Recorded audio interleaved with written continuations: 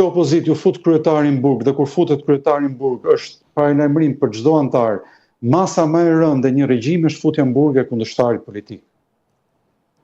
Enver Hoxha të vriste, nuk mund të vrasin të muri, po të fusin burg. Në ku ka ndodhur kjo? Në Serbi, fusin burg në opozitën? Jo. Ne kemi opozitën në burg, në Bielorusi, në Rusi dhe në pak vende tjera, por nuk ka në Europë. Ne kemi marrjen e emrit, marrjen e Vulës, ne garuam si parti ilegale në 2023. Në parlament ne nuk njiheshim. Ku ka ndodhur kjo në Europë që 40 e sa deputet nuk njihen?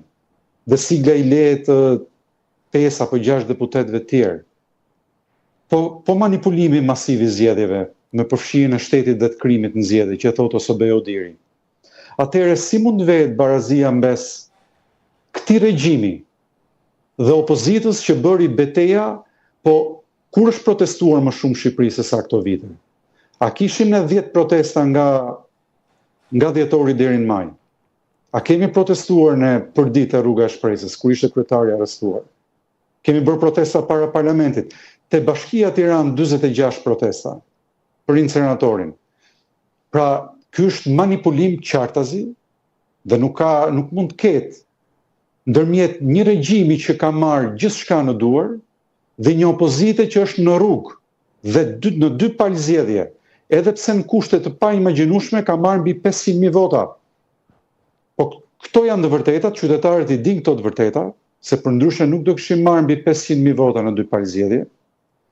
Dhe është lajm i mirë që po dalin dhe të tjerë, qytetarë të tjerë që i përkasin përkatësive të tjera politike, që nuk janë pra vetëm demokratët, se në këto vend, nëse nuk protestonin demokratët, kush tjetër ka protestuar? T'u marr incineratorët. A ka skandal më të rëndë se ky? Nuk ka incinerator në Tiranë. Nuk punojnë as në Elbasan, edhe në Fier, pothuajse nuk ka, është një godin pa incinerator, pra nuk punon. Keni parë ju protesta në Tiranë përveç se të Partisë Demokratike 46 javë? Po ku është qytetaria që paguan lekët për diçka që nuk është? Pra ishte Partia Demokratike që protestoi, nuk ishte askush